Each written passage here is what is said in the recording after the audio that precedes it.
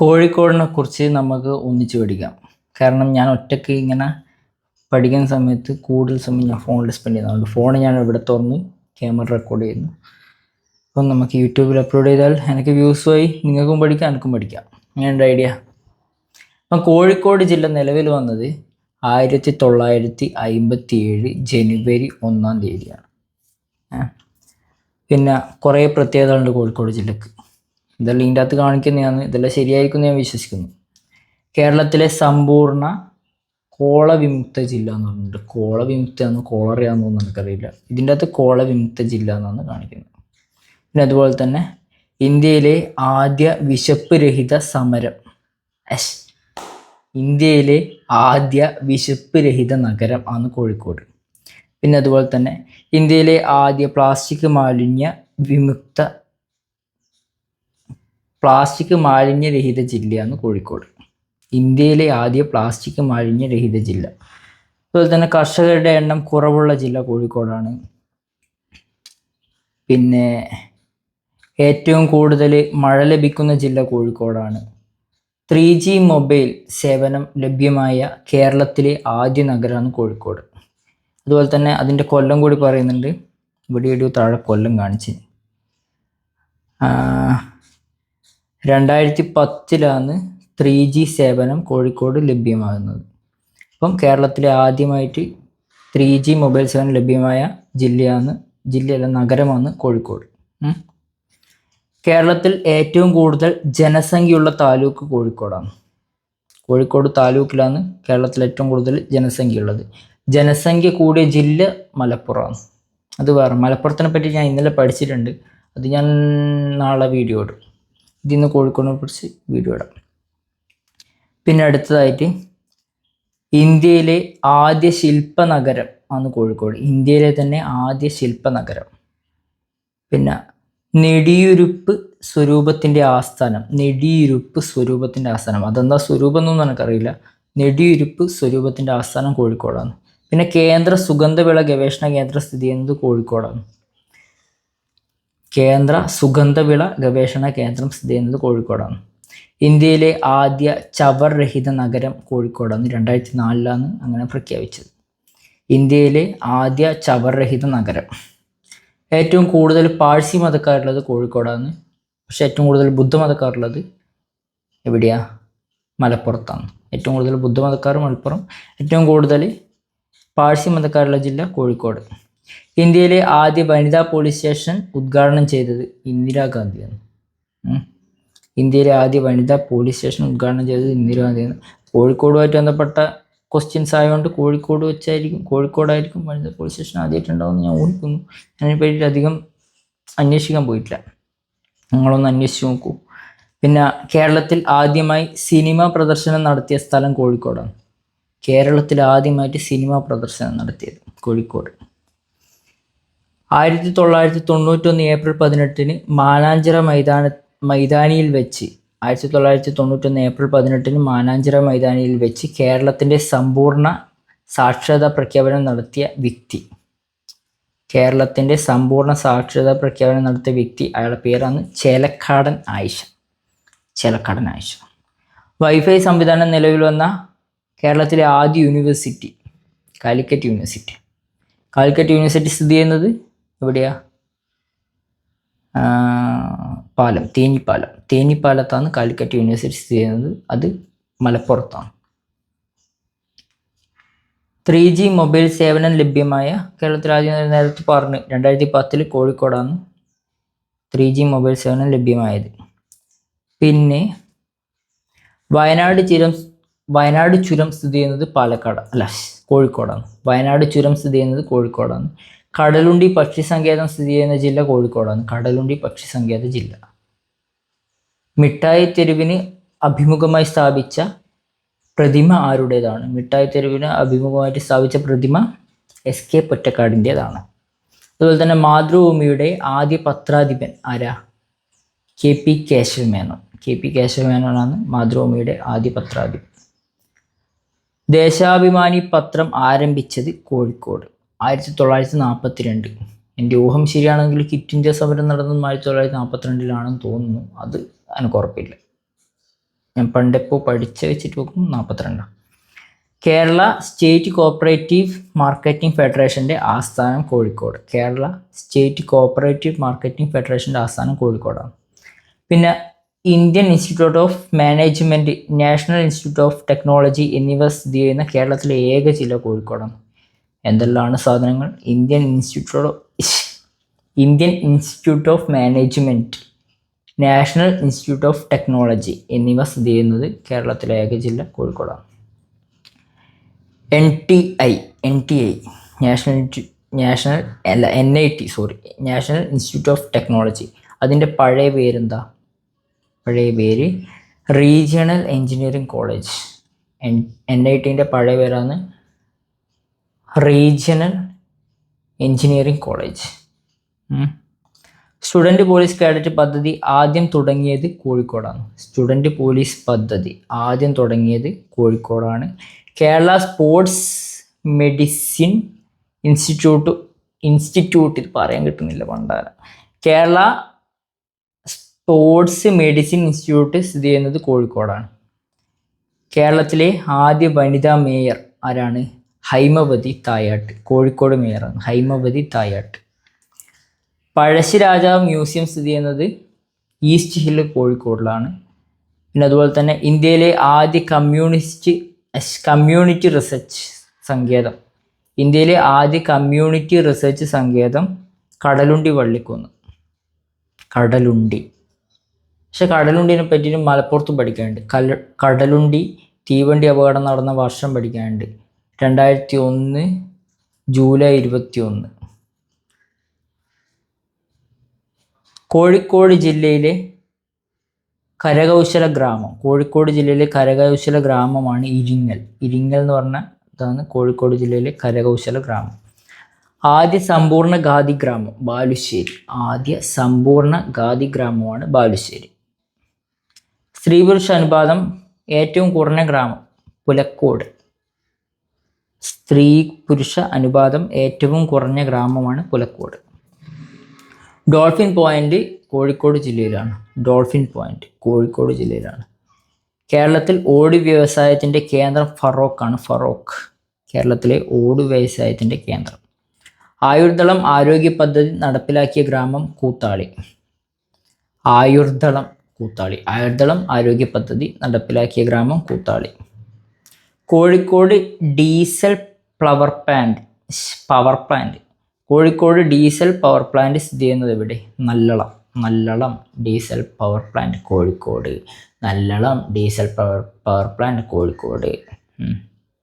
അടുത്തത് VK കൃഷ്ണമേനോൻ്റെ ജന്മസ്ഥലം Panniyankara Kozhikode. VK കൃഷ്ണമേനോൻ്റെ ജന്മസ്ഥലം Panniyankara കോഴിക്കോടാണ്. അതുപോലെ തന്നെ VK കൃഷ്ണമേനോൻ ആർട്ട് ഗാലറി എവിടെ? VK Krishna Menon art gallery Kozhikode east hill. Kozhikode east hill വേറൊരു സാധനം ഉണ്ടല്ലോ, എന്താണ്? പഴശ്ശിരാജ മ്യൂസിയം. പിന്നെ കുഞ്ഞാലിമരക്കാരുടെ ജന്മസ്ഥലം ഇരിങ്ങൽ. ഇരിങ്ങൽ നേരത്തെ പറഞ്ഞത് ഒരു സ്ഥലത്തും കൂടി പറഞ്ഞിട്ടുണ്ട്. നമ്മളെ കരകൗശല ഗ്രാമമാണ് ഇരിങ്ങൽ. അവിടെ തന്നെയാണ് കുഞ്ഞാലിമരക്കാരുടെ ജന്മസ്ഥലം. കുഞ്ഞാലിമരക്കാർ സ്മാരകവും ഇരിങ്ങലാണ്. കുഞ്ഞാലിമരക്കാർ ജന്മസ്ഥലം ഇരിങ്ങലാണ്. കുഞ്ഞാലിമരക്കാർ സ്മാരകം ഇരിങ്ങലാണ്. അതുപോലെ തന്നെ നേരത്തെ പറഞ്ഞ കരകൗശല ഗ്രാമം കോഴിക്കോട് ജില്ലയിലെ കരകൗശല ഗ്രാമം ഇരിങ്ങലാണ്. പിന്നെ അടുത്ത സ്വാതന്ത്ര്യ സമര സേനാനി കേളപ്പൻ്റെ ജന്മസ്ഥലം മൂടാടി. കേളപ്പൻ, കേരള ഗാന്ധി എന്നറിയപ്പെടുന്ന കേളപ്പൻ. പിന്നെ അടുത്തതായിട്ട് നമുക്ക് വർഗീസ് കുര്യൻ്റെ ജന്മനാട് വെസ്റ്റ് ഹിൽ. ഈസ്റ്റ് ഹിൽ കുറേ സംഭവങ്ങൾ നമ്മൾ പഠിച്ചു. ഇപ്പം വെസ്റ്റ് ഹില്ലാണ് വർഗീസ് കുര്യൻ്റെ ജന്മനാട്. തച്ചോളി ഒതേനൻ്റെ ജന്മസ്ഥലം വടകരയാണ്. വടകര. അതുപോലെ തന്നെ PT ഉഷയുടെ ജന്മസ്ഥലം പയ്യോളി എക്സ്പ്രസ് എന്നറിയപ്പെടുന്നത് PT ഉഷയാണ്. PT ഉഷയുടെ ജന്മസ്ഥലം പയ്യോളി. സ്പ്രിംഗ് റാണി എന്നറിയപ്പെടുന്നത് PT ഉഷയാണ്. പയ്യോളി എക്സ്പ്രസ് എന്നറിയപ്പെടുന്നത് PT ഉഷയാണ്. ഉഷ സ്കൂൾ ഓഫ് അത്ലറ്റിക്സ് എവിടെ? കൊയിലാണ്ടിയിലാണ് ഉഷ സ്കൂൾ ഓഫ് അത്ലറ്റിക്സ്. ആമകളുടെ പ്രജനന കേന്ദ്രമായ കോവാളി കടപ്പുറം ഏത് ജില്ലയിലാണ്? കോഴിക്കോട്. ആമകളുടെ പ്രജനന കേന്ദ്രമായ കോളാവി കടപ്പുറം കോഴിക്കോട് ജില്ല. കോഴിക്കോട്. ജയന്റ് റെഡ്ലി എന്ന ആമകൾ. ജയന്റ് റെഡ്ലി എന്നാണ് ആമകളുടെ പേര്. പിന്നെ തടി വ്യവസായത്തിനു പേരുകേട്ട സ്ഥലം കല്ലായിപ്പുഴയുടെ തീരം. ഇത് കോഴിക്കോടാണ്. തടി വ്യവസായത്തിന് പേരുകേട്ട സ്ഥലം കല്ലായിപ്പുഴയുടെ തീരം. വാസ്കോഡ ഗാമ കപ്പലിറങ്ങിയ സ്ഥലം ചേമഞ്ചേരി പഞ്ചായത്തിലെ കാപ്പാട്. പഞ്ചായത്തിലെ കാപ്പാടിൽ 1498 മെയ് 20 വാസ്കോഡ ഗാമ കപ്പലിറങ്ങിയത്. മെയ് 20 വാസ്കോഡ ഗാമ കാപ്പാട് കപ്പലിറങ്ങി. ചേമഞ്ചേരി പഞ്ചായത്തിലാണ് കാപ്പാട്. വാസ്കോഡ ഗാമ ആദ്യം വന്ന കപ്പലിൻ്റെ പേര് സെന്റ് ഗബ്രിയേൽ. വാസ്കോഡ ഗാമ ആദ്യം വന്ന കപ്പലിൻ്റെ പേര് സെന്റ് ഗബ്രിയേൽ. ബേപ്പൂർ പുഴ എന്നറിയപ്പെടുന്നത് ചാലിയാർ. ബേപ്പൂർ പുഴ. ബേപ്പൂരും തിരൂരും തമ്മിലാണ് കേരളത്തിലെ ആദ്യത്തെ റെയിൽവേ ലൈൻ. ബേപ്പൂരും തിരൂരും തമ്മിൽ ബന്ധിപ്പിച്ചുകൊണ്ട്. എൻ്റെ ഓർമ്മ ശരിയാണെങ്കിൽ പരീക്ഷിക്കണ്ട.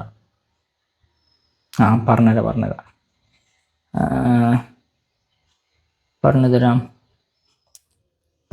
തരാം. ബേപ്പൂരും തിരൂരും തമ്മിൽ ബന്ധിപ്പിച്ചുകൊണ്ടുള്ള റെയിൽവേ ലൈൻ. ബേപ്പൂർ തിരൂർ 1961 ആദ്യത്തെ റെയിൽവേ ലൈൻ വന്നത്. ബേപ്പൂറും തിരൂറും തമ്മിൽ ബന്ധിപ്പിച്ചിട്ട്. ഞാൻ ഇന്നലെ മലപ്പുറത്തിനെ പറ്റി പഠിക്കുമ്പോൾ പഠിച്ച. പിന്നെ അടുത്തതായിട്ട്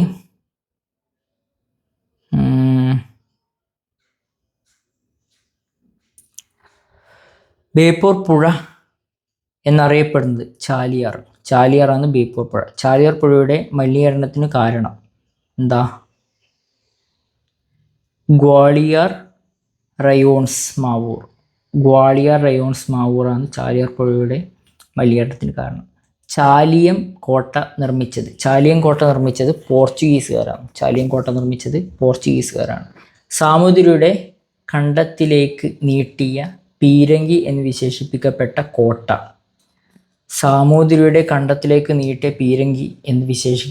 കോട്ടയാണ് ചാലിയക്കോട്ട നിർമ്മിച്ചത് പോർച്ചുഗീസുകാരാണ്.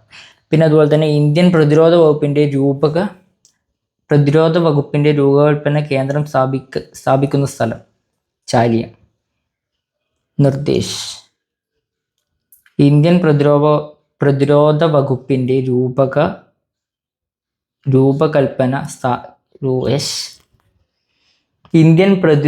വകുപ്പിന്റെ രൂപകൽപ്പന കേന്ദ്രം സ്ഥാപിക്കുന്ന സ്ഥലം ചാലിയം.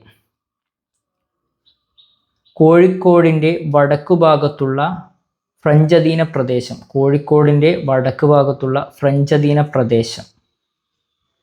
മാഹി. കോഴിക്കോടിന്റെ വടക്കുഭാഗത്തുള്ള ഫ്രഞ്ച് അധീന പ്രദേശമാണ് മാഹി. ISO സർട്ടിഫിക്കറ്റ് ലഭിച്ച police station Kozhikode police station. ISO certificate ലഭിച്ച ആദ്യ പോലീസ് സ്റ്റേഷനാണ് കോഴിക്കോട്.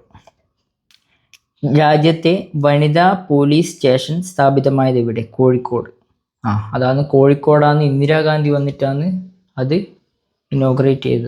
ഉദ്ഘാടനം ചെയ്തത്. അപ്പം കോഴിക്കോട് 1973 രാജ്യത്തെ ആദ്യ വനിതാ പോലീസ് സ്റ്റേഷൻ സ്ഥാപിച്ചത്. അത് ഇനോഗ്രേറ്റ് ചെയ്തത് ഇന്ദിരാഗാന്ധിയാണ്. പിന്നെ അതുപോലെ മലബാറിലെ 1973 എൻ്റെ അമ്മ ജനിച്ചതും 1973 എനിക്കതുകൊണ്ട് ഓർമ്മിക്കാം. വനിതാ പോലീസ് സ്റ്റേഷൻ സ്ഥാപിച്ചത് 1973 സച്ചിൻ ജനിച്ചത് 1973 ഓർമ്മിച്ചു വെച്ചോ. മലബാറിലെ ആദ്യ ജലവൈദ്യുത പദ്ധതി കുറ്റ്യാടി. കുറ്റ്യാടി ജലസേചന പദ്ധതിയുടെ പവർ ഹൗസ് സ്ഥിതി ചെയ്യുന്നത് കക്കയത്താണ്. കുറ്റ്യാടി ജലവൈദ്യുത പദ്ധതിയുടെ പവർ ഹൗസ് സ്ഥിതി ചെയ്യുന്നത് കക്കയത്താണ്. ഇവിടെയെല്ലാം ഞാൻ പോയിട്ടുണ്ട്. കുറ്റ്യാടി പോയി, കക്കയത്ത് പോയി. ചൈനീസ് സഹായത്തോടെ പൂർത്തിയാക്കിയ കേരളത്തിലെ ജലവൈദ്യുത പദ്ധതി ഉറുമി 1, ഉറുമി 2. ചൈനീസ് സഹായത്തോടെ പൂർത്തിയാക്കിയ കേരളത്തിലെ ജലവൈദ്യുത പദ്ധതിയാണ് ഉറുമി 1, ഉറുമി 2. കക്കയം വൈദ്യുത പദ്ധതി കോഴിക്കോടാണ്. ഇന്ത്യയിലെ ആദ്യത്തെ ജെൻഡർ പാർക്ക്? തൻ്റെടം ജെൻഡർ പാർക്ക്. മലബാറിൻ്റെ ഊട്ടി കക്കയമാണ്. മലബാറിൻ്റെ ഊട്ടി കക്കയം. നേരത്തെ മലപ്പുറത്തിൻ്റെ ഊട്ടി നമ്മൾ പഠിച്ചത് എവിടെയാ? ഞാൻ പഠിച്ചത് നിങ്ങൾക്ക് ഞാൻ നാളെ പഠിപ്പിച്ചു. മലപ്പുറത്തിൻ്റെ ഊട്ടി കൊടികുത്തിമല.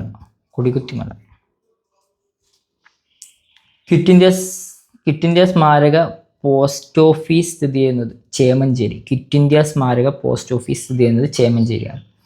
സഹകരണ മേഖലയിലെ ആദ്യത്തെ IT park Uralungal cyber park. സഹകരണ മേഖലയിലെ ആദ്യത്തെ IT പാർക്കാണ് ഊരാളുങ്കൽ സൈബർ പാർക്ക്. പിന്നെ അടുത്തതായിട്ട് മലബാർ വന്യജീവി സങ്കേതത്തിൻ്റെ ആസ്ഥാനം. മലബാർ വന്യജീവി സങ്കേതത്തിൻ്റെ ആസ്ഥാനം പെരുവണ്ണാമുഴി. മലബാർ വന്യജീവി സങ്കേതത്തിൻ്റെ ആസ്ഥാനം പെരുവണ്ണാമുഴി. കോഴിക്കോടിൻ്റെ ഗവി എന്നറിയപ്പെടുന്നത് വയലടയാണ് കോഴിക്കോടിൻ്റെ ഗവി. മാതൃഭൂമി പത്രത്തിൻ്റെ ആസ്ഥാനം കോഴിക്കോടാണ്. മാതൃഭൂമി ദിനപത്രം ആരംഭിച്ചത് 1923. നേരത്തെ ദേശാഭിമാനി ആരംഭിച്ചത് പറഞ്ഞല്ലോ 1942. അതിനെയും കാട്ടിയും 9 കൊല്ലം മുന്നെയാണ്. 19 കൊല്ലം മുന്നേ. 19 കൊല്ലം മുന്നെയാണ്. 21 കൊല്ലം. അത് നിങ്ങൾ കണക്ക് കൂട്ടിക്കോ, ഞാൻ ഇപ്പം കൂട്ടുന്നില്ല. 1942 ദേശാഭിമാനി പത്രം ആരംഭിച്ചത്. അത് KP കേശവമേനോനാണ്. അല്ല, മാതൃഭൂമിൻ്റെ അല്ലേ KP കേശവമേനോൻ. ദേശാഭിമാനി പത്രം ആരംഭിച്ചത് 1942. 1942 ആണ് ദേശാഭിമാനി പത്രം ആരംഭിച്ചത്. മാതൃഭൂമിയുടെ ആദ്യ പത്രാധിപനാണ് KP കേശവമേനോൻ.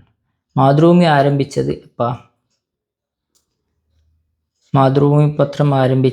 ദിനപത്രം ആരംഭിച്ചത് 1923. ദേശീയ നേതാക്കളുടെ സ്മരണക്കായി വൃക്ഷത്തോട്ടമുള്ള സ്ഥലം പെരുവണ്ണാമുഴി. ദേശീയ നേതാക്കളുടെ സ്മരണക്കായി വൃക്ഷത്തോട്ടമുള്ള സ്ഥലമാണ് പെരുവണ്ണാമുഴി. മലബാറിലെ ആദ്യത്തെ വന്യജീവി സങ്കേതവും പെരുവണ്ണാമുഴിയാണ്. കോഴിക്കോട് ജില്ലയിലെ പ്രസിദ്ധമായ ചീങ്കണ്ണി വളർത്തൽ കേന്ദ്രം സ്ഥിതി ചെയ്യുന്നത് പെരുവണ്ണാമുഴിയാണ്. കോഴിക്കോട് ജില്ലയിലെ ചീങ്കണ്ണി വളർത്തൽ കേന്ദ്രം സ്ഥിതി ചെയ്യുന്നത് പെരുവണ്ണാമുഴിയാണ്. പ്രസിദ്ധമായ മാനാഞ്ചിറ മൈതാനം എവിടെയാണ്? കോഴിക്കോടാണ്. മാനാഞ്ചിറ മൈതാനത്താണ് കേരളം സമ്പൂർണ്ണ സാക്ഷരത നേടിയെന്നുള്ള മുദ്രാവാക്യം പ്രസ്താവന അത് പറഞ്ഞതാരാ? ഒരു പെണ്ണുങ്ങൾ പറഞ്ഞല്ലോ. പെണ്ണുങ്ങളൊന്നും പറയാൻ പാടില്ല. കേരളം 1991 ഏപ്രിൽ 18 മാനാഞ്ചിറ മൈതാനിയിൽ വെച്ച് കേരളത്തിൻ്റെ സമ്പൂർണ്ണ സാക്ഷരതാ പ്രഖ്യാപനം നടത്തിയ വ്യക്തിയാണ് ചേലക്കാടൻ ആയിഷ. ഞാനിങ്ങനെ ഇടക്കിടക്ക് പറയുന്നത് നിങ്ങൾക്കും എനക്കും ഓർമ്മിക്കാൻ വേണ്ടിയിട്ടാണ്. അടുത്തതായിട്ട് മാനാഞ്ചിറ മൈതാനം സ്ഥിതി ചെയ്യുന്നത് കോഴിക്കോട്. മാറാട് കലാപം നടന്ന ജില്ല കോഴിക്കോട്. മാറാട് കലാപം നടന്ന ജില്ല കോഴിക്കോടാണ്. ജനകീയ പങ്കാളിത്തത്തോടെ കുടിവെള്ള വിതരണ പദ്ധതി വിജയകരമായി നടപ്പിലാക്കിയ കേരളത്തിലെ ആദ്യത്തെ പഞ്ചായത്ത് ഒളവണ്ണ. കേട്ടിന്. ഒളവണ്ണയിലൊരു സാഹിത്യകാരനുണ്ട്. അത് ഒളപ്പമണ്ണയാ, സോറി. ജനകീയ പങ്കാളിത്തത്തോടെ കുടിവെള്ള വിതരണ പദ്ധതി വിജയകരമായി നടപ്പിലാക്കിയ കേരളത്തിലെ ആദ്യ പഞ്ചായത്ത്. ജനകീയ പങ്കാളിത്തത്തോടെ കുടിവെള്ള വിതരണ പദ്ധതി വിജയകരമായി നടപ്പിലാക്കിയ കേരളത്തിലെ ആദ്യ പഞ്ചായത്താണ് ഒളവണ്ണ, കോഴിക്കോട് ജില്ലയിൽ. കേരളത്തിലെ രണ്ടാമത്തെ റേഡിയോ നിലയം കോഴിക്കോടാണ്. കേരളത്തിലെ രണ്ടാമത്തെ റേഡിയോ നിലയം കോഴിക്കോടാണ്. കേരളത്തിൽ മധ്യശിലായുഗ തെളിവുകൾ കണ്ടെത്തിയ സ്ഥലം. കേരളത്തിൽ മധ്യശിലായുഗ തെളിവുകൾ കണ്ടെത്തിയ സ്ഥലം ചേവായൂർ. കേരള സോപ്സിൻ്റെ ആസ്ഥാനം കോഴിക്കോട്. കേരളത്തിൽ ചേവായൂരാണ് മധ്യശിലായുഗ തെളിവുകൾ കണ്ടെത്തിയത്. പിന്നെ വാട്ടർ കാർഡ് ഏർപ്പെടുത്തിയ കേരളത്തിലെ ആദ്യത്തെ പഞ്ചായത്ത് വാട്ടർ കാർഡ് ഏർപ്പെടുത്തിയ കേരളത്തിലെ ആദ്യത്തെ പഞ്ചായത്ത് കുന്ദമംഗലം പഞ്ചായത്ത് വാട്ടർ കാർഡ്. കേരളത്തിലെ ആദ്യ ജലമ്യൂസിയം കുന്ദമംഗലം ജലമ്യൂസിയം. തുഷാരഗിരി വെള്ളച്ചാട്ടം സ്ഥിതി ചെയ്യുന്നത് കോഴിക്കോടാണ്. സത്യത്തിന്റെ തുറമുഖം എന്നറിയപ്പെടുന്നത് കോഴിക്കോട് തുറമുഖം. സത്യത്തിന്റെ തുറമുഖം എന്നറിയപ്പെടുന്നത് കോഴിക്കോട് തുറമുഖം. സുൽത്താൻ പട്ടണം എന്നറിയപ്പെടുന്ന തുറമുഖം ബേപ്പൂർ. സുൽത്താൻ പട്ടണം എന്നറിയപ്പെടുന്ന തുറമുഖം ബേപ്പൂർ. ഏറ്റവും കൂടുതൽ ഇരുമ്പ് നിക്ഷേപമുള്ള ജില്ല കോഴിക്കോട് മലപ്പുറമാണ്. ഏറ്റവും കൂടുതൽ ഇരുമ്പ് നിക്ഷേപമുള്ള ജില്ല കോഴിക്കോട് മലപ്പുറം. കേരളത്തിൽ ഏറ്റവും കൂടുതൽ നാളികേരം ഉൽപ്പാദിപ്പിക്കുന്ന ജില്ല കോഴിക്കോടാണ്. എസ്.കെ. പൊറ്റക്കാടിൻ്റെ ഒരു തെരുവിൻ്റെ കഥയിൽ പരാമർശിക്കുന്ന തെരുവ് മിഠായി തെരുവാണ്. എസ്.കെ. പൊറ്റക്കാടിൻ്റെ പ്രതിമയാണ് അവിടെ വെച്ചിട്ടുള്ളത് മിഠായി തെരുവിൽ. അതും ഓർമ്മിക്കണം. കോഴിക്കോടിൻ്റെ കഥാകാരൻ എസ്.കെ. പൊറ്റക്കാട് മിഠായി തെരുവിലുണ്ട്. പിന്നെ അയാളുടെ ഒരു തെരുവിൻ്റെ കഥയിൽ പരാമർശിക്കുന്ന തെരുവ് മിഠായി തെരുവാണ്. ബേപ്പൂർ സുൽത്താൻ എന്നറിയപ്പെടുന്ന കഥാകാരൻ ബേപ്പൂർ സുൽത്താൻ വൈക്കം മുഹമ്മദ് ബഷീർ. ബേപ്പൂരിനെ സുൽത്താൻ പട്ടണം എന്ന് വിശേഷിപ്പിച്ചത് ടിപ്പു സുൽത്താനാണ്. സുൽത്താൻ പട്ടണം എന്ന് വിശേഷിപ്പിച്ചത്. അതുപോലെ തന്നെ ഉരു എന്ന മരക്കപ്പലുകളുടെ നിർമ്മാണത്തിന് പ്രസിദ്ധമായ സ്ഥലം ബേപ്പൂർ. ഉരു എന്ന മരക്കപ്പലുകളുടെ നിർമ്മാണത്തിന് പ്രസിദ്ധമായ സ്ഥലം ബേപ്പൂർ. ലോകനാർക്കാവ് ക്ഷേത്രം സ്ഥിതി ചെയ്യുന്ന ജില്ല ലോകനാർക്കാവ് ക്ഷേത്രം സ്ഥിതി ചെയ്യുന്നത് കോഴിക്കോടാണ്. അതുപോലെ തന്നെ രേവതി പട്ടത്താനം നടക്കുന്നത് ഇവിടെ കോഴിക്കോട് തളിക്ഷേത്രം കോഴിക്കോട്. 1788 ഫറോക്ക് പട്ടണം പണി കഴിപ്പിച്ചത് ആര്? 1788 ഫറൂഖ് പട്ടണം പണി കഴിപ്പിച്ചത് ആര്? ടിപ്പു സുൽത്താൻ. അത്രയും കാര്യങ്ങളാണ് കോഴിക്കോടിനെ പറ്റിയിട്ട് പറയാനുള്ളത്. ഇനി അടുത്തത് എനിക്ക് വയനാട് പഠിക്കണം. ഇത് ഞാൻ അപ്ലോഡ് ചെയ്തിട്ട് വയനാടിൻ്റെത് വീഡിയോ എടുക്കണം. ഓക്കെ, ബൈ, ടാറ്റാ. ഇഷ്ടപ്പെട്ടിട്ടുണ്ടെങ്കിൽ സബ്സ്ക്രൈബ് ചെയ്യുക. ഇനി ഇടയ്ക്കിടെ ഇങ്ങനത്തെ വീഡിയോസ് ഇങ്ങനെ വന്നുകൊണ്ടേയിരിക്കും. നിങ്ങൾക്കും പഠിക്കാം, എനിക്കും പഠിക്കാം. എനിക്ക് ഈ ഫോൺ നോക്കിക്കൊണ്ട് എനിക്ക് പഠിക്കാൻ പറ്റില്ല. അതുകൊണ്ട് ഞാൻ ഫോണിനാണ് ക്യാമറ ഓണാക്കി വെച്ചത്. ടാറ്റാ.